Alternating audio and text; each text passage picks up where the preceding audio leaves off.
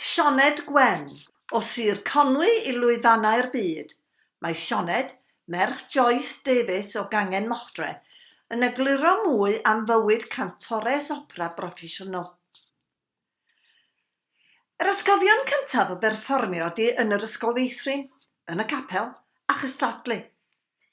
Roedd Eisteddfod yr Urdd yn rhan fawr o mywyd ac roeddwn ni'n lwcus bod ysgolion Bodalaw a'r Creuddyn yn ddylanwad y meysydd cerdd a drama. Roedd y wefr o gael sefyll yn y côr ar lwyfan cenedlaethol yn 8 oed yn ddisgafiadwy. Roeddwn ni bob amser y cyntaf I ymuno ag unrhyw gôr, parti llefaru, neu yn ceisio cael rhan yn y sioe gerdd. Ond feddyliais I beth mai dyna fyddai fy ngyrfa. Fel Cymru, rydyn ni'n lwcus o ran yr hyder y byddwn yn ei fagu drwy'r eisteddfodau, a'r cymorth fydd hyn I ni yn y dyfodol. Bues I erioed ar lwyfan yr Urdd fel unigolyn yn canu, ond fe ges I fwy o lwyddiant yn y genedlaethol, naw nes I ennill y prif wobrau. Fe ddysgodd yr eisteddfodau lleol a chenedlaethol I mi yn fwy na dim sut I golli a dal ati. Rhaid I gantorion ifanc gofio bod y llais yn datblygu ar amseroedd gwahanol. Y peth gorau I wneud ydy peidio digaloni, gwrando ar feirniadaeth a mynd yn ôl a gweithio eto ar y llais. Mae'n rhaid bod yn ddewr a bod yn barod I dderbyn beirniadaeth. Wrth sefyll ar lwyfan theatrau'r byd, mae pob unigolyn yn y gynulleidfa yn beirniadu, a does dim modd plesio pawb. Roedd bod yn aelod o gorau'r ysgol yn bwysig ac yn bleser I mi.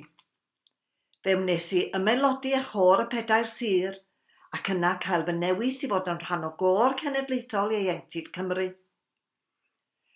Ar ôl gwneud wythnos breswyl gyda'r côr yn 2015, penderfynais mai gyrfa yn y celfyddydau yr oedd hi am fod.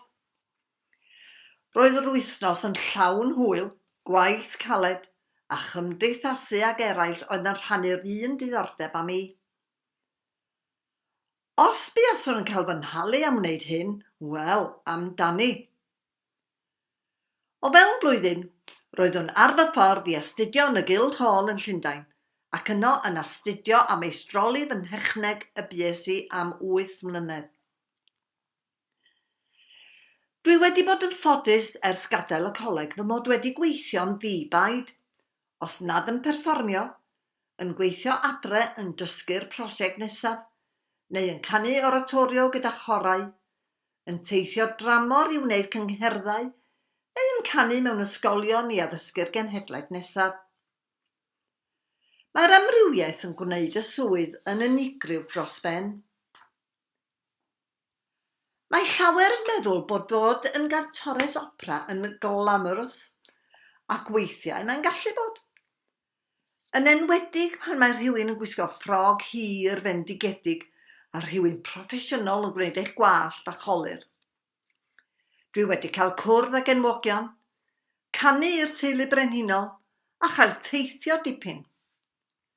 Ond tu ôl i'r llen mae'r amseroedd oddi ar y llwyfan yn medru bod yn rhwystredig.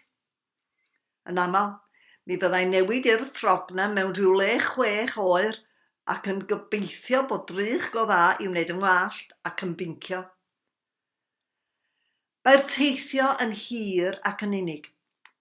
Mae gorfod methu achlyssuron pwysig teulu fel priodasau, bedydd a phenblwyddi arbennig yn dorcalonus, ac mae'r nifer o na ar ôl llwyth o glyweliadau yn boenus. Ond wedi dweud hynny, pan mae rhywun yn cael cynnig cyngerdd neu ran ddelfrydol mewn opera, mae'r wefr o sefyll ar lwyfan yn canu, heb feicroffon wrth gwrs, gyda chlamp o gerddorfa, corws o 100 tu ôl I chi, a'r goleuadau'n disgleirio yn euphorig. Ni fuaswn yn dewis gwneud dim arall.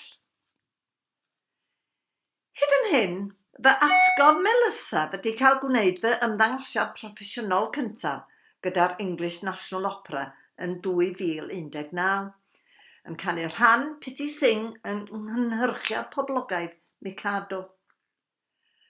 Roeddwn ni'n rhannu'r llwyfan gyda rhai o fawrion y byd canu, ac yn braf cael sefyll nesaf at y tenor Elgan Llyr Thomas, sydd hefyd yn wreiddiol o Sir Conwy, a chael rhannu ambell joc yn y Gymraeg wrth ymarfer.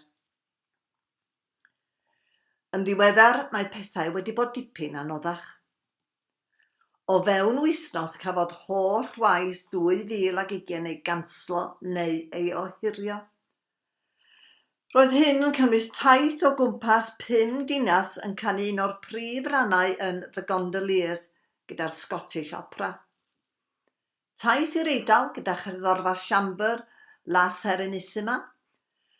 A'r siom fwyaf, gohirio fy ymddangosiad proffesiynol cyntaf yn Neuadd Wigmor, Llundain. Roedd hi'n gyfnod anodd ar y cychwyn. Anodd eistedd o flaen piano i feddwl am ganu pan nad oes gwaith. Dim i ymarfer tuag ato, a dim syniad pryd fyddai'r theatrau yn ail-agor. Mae'n chwerthinllyd bod y llywodraeth yn ddiweddar wedi meiddio cynghori rhai yn y celfyddydau i feddwl am yrfa arall. Fyddai'r byd dipyn tlotach heb y celfyddydau. Mae llawer hefyd yn fy holi os oes gen i backup plan. Anodd ydi egluro mae fy swydd llawn amser ydi canu, a bod dysgu'r grefft yn cymryd blynyddoedd. Buasai neb yn gofyn i doctor os oes ganddyn nhw swydd arall. Dwi bellach wedi ymgartrefu yn Glasgow ers 4 blynedd, ar ôl syrthio mewn cariad gyda'r ddinas, ac yna gydag Albanwr. Mae sefyllfa pawb wedi bod yr un mor anodd eleni, ac roedd rhaid i mi gadw'n bositif trwy weld y cyfnod fel seibiant a chael mwy amser i goginio, perfeithio fy macarons a rhedeg, sydd wedi bod yn bwysig mi gadw'n iach yn gorfforol a meddyliol ers blynyddoedd bellach. Yn fwy na dim, mae'r cyfnod clo wedi cadarnhau i mi pa mor bwysig ydy canu a cherddoriaeth yn fy mywyd. Dwi mor lwcus i wneud yr hyn dwi fwynhau fel swydd. O ran y dyfodol, yn ei dro mi ddaw pethau yn ôl i ychydig o drefn gobeithio, ac mi fyddai wrth fy modd yn cael bod yn ôl yn lle dwi'n hoffi bod, ar y llwyfan canu.